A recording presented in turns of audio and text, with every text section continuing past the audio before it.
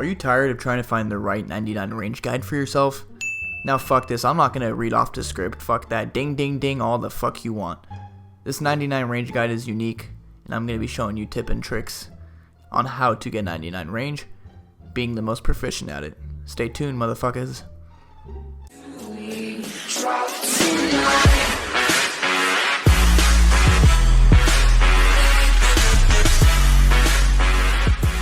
What up, ladies and gents? It's your boy Fives, and we're going to be doing a 99 range guide on this episode. Now, I've been getting a shit ton of requests, I mean a lot, by friends, CC mates, and just people in general to see if it was a good idea, you know, hopefully it can get me sparked in the RS community on YouTube for a little bit.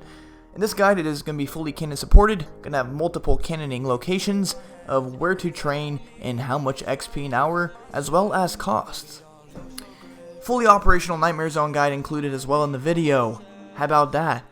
You're going to be getting a pure setup, a void setup, and some other setups on Nightmare Zone, and how to get started. I'm going to be giving you my brief chinning overview to see if it's worth it or not to chin, actually.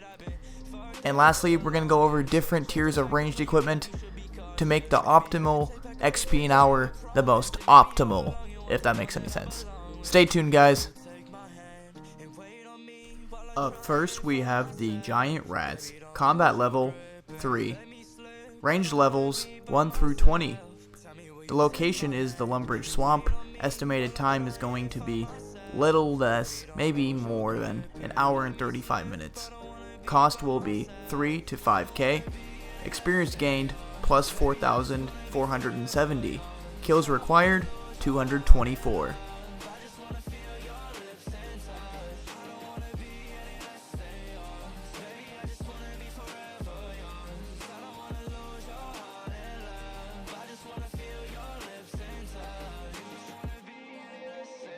Up next, we have the Al-Kharid Warrior.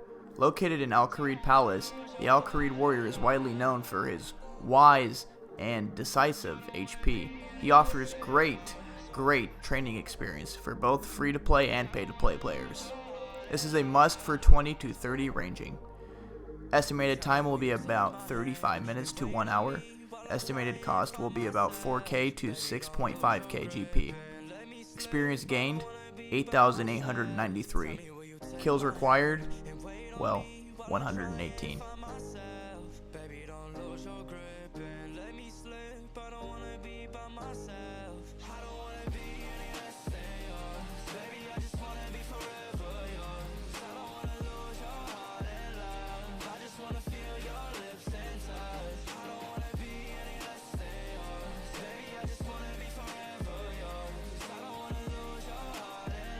Now moving on to my personal favorite monsters, the experiments located in Canifis Dungeon. Combat level 25, these offer great experience per kill, nearly 400. Estimated time to achieve 75 ranging from starting from 30. Will cost about 32 to 45 hours of work. Estimated cost 150k to 1.25 mil GP depending on your gear setup and weapon choice. Experience gained 1,197,058. Kills required 2,993.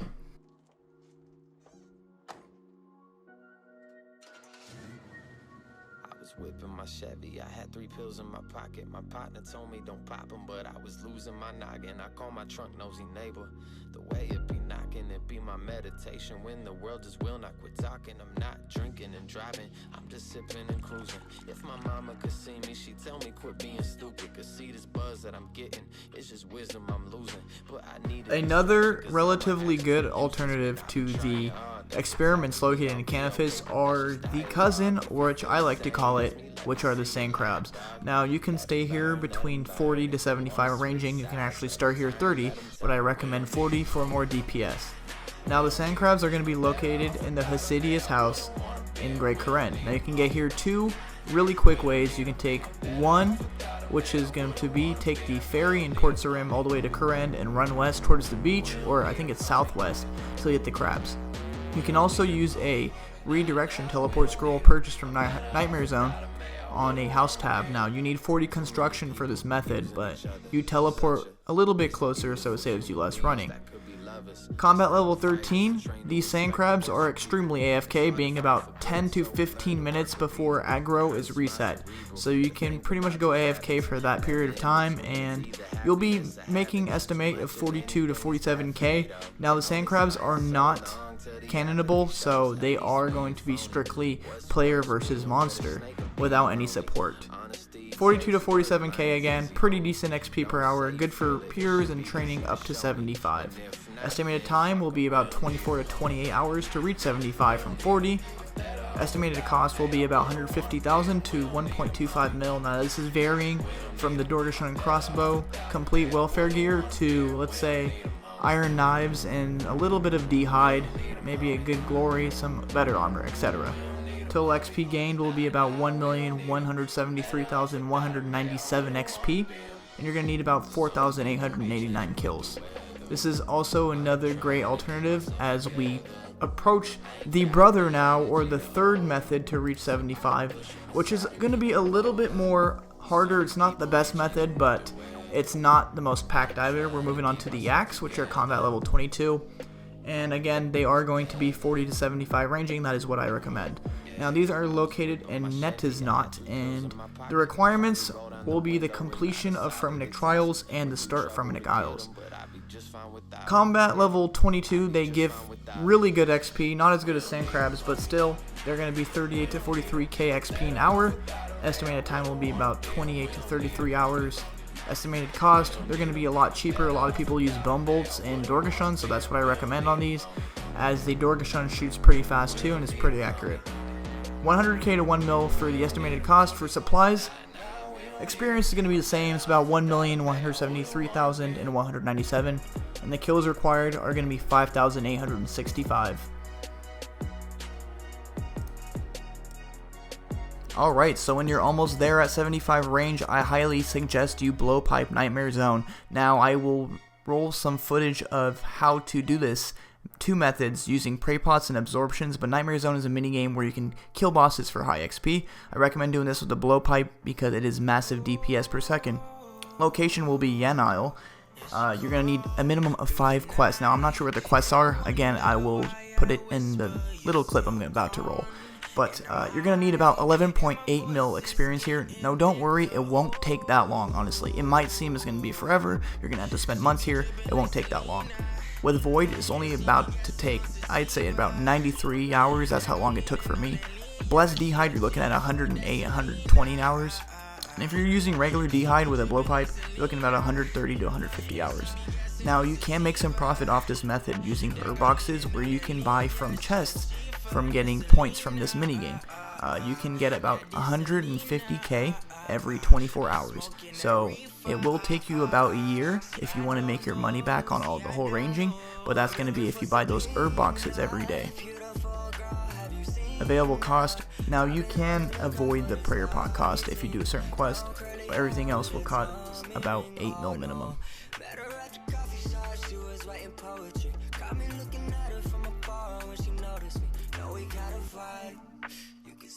Now the prayer potion method is actually for peers who like to keep their prey high, or people who just barely started doing Nightmare Zone and need it for points so they can use it for absorptions. I would recommend only doing this for one inventory. If you did it all the way to 99, it would be insanely absurd for the price.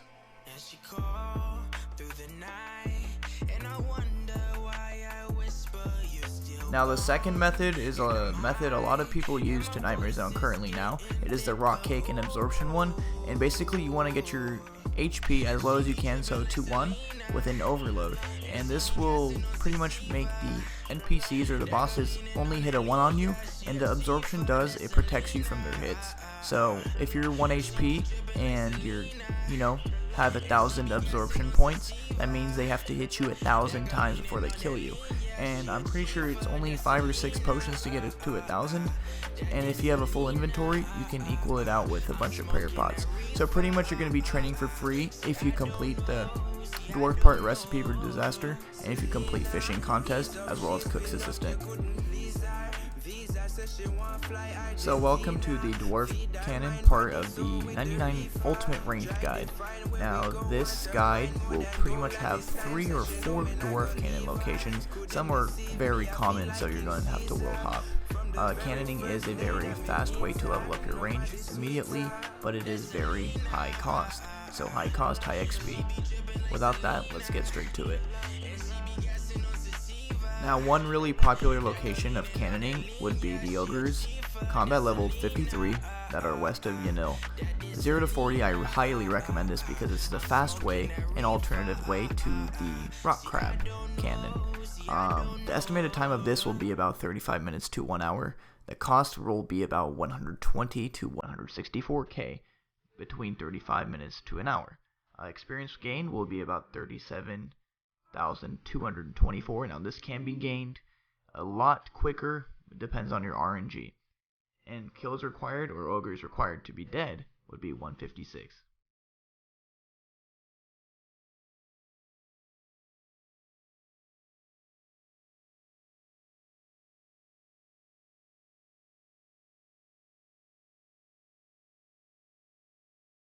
So now we transition to rock crabs, which are pretty much the most popular thing to cannon in OSRS.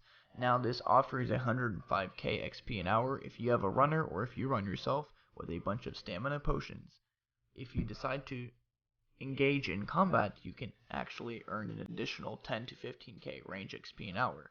You can do this until 70 range, making a total of 105k XP an hour, or combining around 14-15 hours of work at rock crabs. Now this is going to cost you a few mil, but if you do want to grind and money's not a problem, this is what I recommend for you.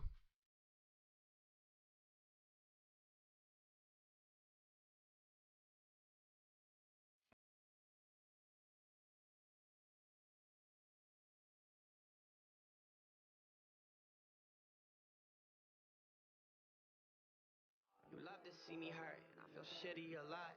I'm on the fucking road in every city I stop. I try to lose you in another girl, I kiss and forgot.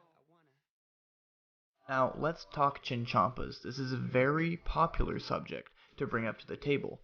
A lot of people ask themselves, and they don't know why, to either pick chinchampa or toxic blowpipe when they trade in range. Well, put it this way, not everyone has 30 mil to throw to little motherfuckers that explode, and half the time don't even do as much damage as you want.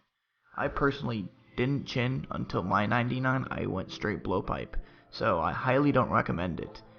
Although it is 375k to 500k XP an hour, it's insanely high XP. It is insanely high cost as well. You throw about 1800 to 2k chins within an hour, and that's about 3.6 to 3.8 mil lost in about an hour. If you have the money, why not go for it? But if you're not that 1%, 2%, the top of the millionaires in the OSRS industry, well, you're just an average Joe, just like me. I guess we're gonna have to train the hard way, and Chinchampa's definitely not the way. We're gonna be talking about some armor sets, so get ready for that. Now let's get talking about range gear. What do I choose, and why do I choose it? Now you might be thinking to yourself, what do I pick? After watching this guide, there's a lot of different armors I've been practicing in and partaking in. So if you don't know what to pick, this should help you out a little bit, depending on your budget as well. There are some musts you must have when you are ranging. You must have a glory, that is a must have for any scenario. You should also have an Ava's accumulator, or at least an Ava's attractor. It saves arrows and darts coming out of blowpipes, short bows, or crossbows. Now, let's get to some armor sets. I'm going to be naming some sets. I'm not going to be naming like Armadales, something like that. Nothing too expensive. Just everything that's going with the flow, I guess. So the first of the 4 sets we're going to be reviewing is the Blessed D-Hide. It requires 70 range and 40 defense to equip any of the items. Starts at 150k. It has good prayer bonus. It comes in multicolors. And it's very affordable, while even looking very appealing. 2 cons, however. It has low protection and is not compatible with pures. So sorry pures, you're not getting those d'hide legs. Next, we move on to the Void Ranger set, which requires 42 attack, strength, defense, range, prey, and magic to equip. It starts at free, which you can get from Pest Control for 850 PC points. It's free, insanely OP, full set bonus, it's sexy as fuck, and fair prayer bonus, as well as making it an awesome training gear. However, it offers low protection and can only fight certain players. Next, we have the Carol set, which requires 70 defense and 70 range to equip. It starts at 2.4 mil, a little bit over 2.4 actually, around 2.5. It has a little bit better defense bonus, it gives a good overall bonus, has a powerful Carol's crossbow, cheap repair, and has a fair prayer bonus.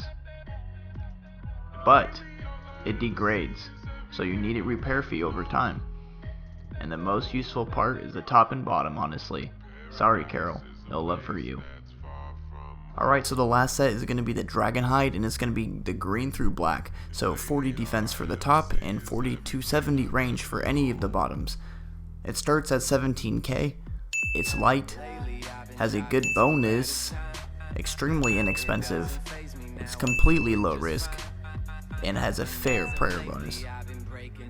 However, there is little to no protection. It's not recommended to a boss as well. So, don't even think you can do Corp, Bandos, Armadale, and plain green d'hide or black d'hide. Alright guys, so thank you so much for making it to the end of the video. If you did, comment, like, and subscribe if you're a brand new watcher. That's all I had for this one. Tell me how the guide was. I want some feedback. If this video can get 50 likes, I'll be giving out a bond. 100, I'll give out a BGS. Not a BJ, a BGS. Anyways, tell me if you liked the guide or not. Did you like my sense of humor at all? Anything about the guide? Thank you so much, honestly, it means a lot. I could take any feedback at all. I'm not even complaining. And tell me if I need to improve on anything at all. I will do that. So, before we end this video, I am still giving out 500k every video, so congrats to ItCat for winning last week's 500k, and let's see who's going to take this week's for the episode on this. I decided to postpone the giveaway and actually put it in the next Road to Max. Let's see if we can get more comments on this. There's only 4 of you commenting right now, I don't know where the rest of you are, but I am still giving out 500k. If the other Road to Max episode doesn't come out, any more comments, then I will be giving 500k to everyone who commented on this video. I do not give a fuck. Anyways, thank you so much for watching again. Like, comment, subscribe, you'll automatically be entered to win 500 fucking K. Anyways, it's Vibes, and keep that ass tight.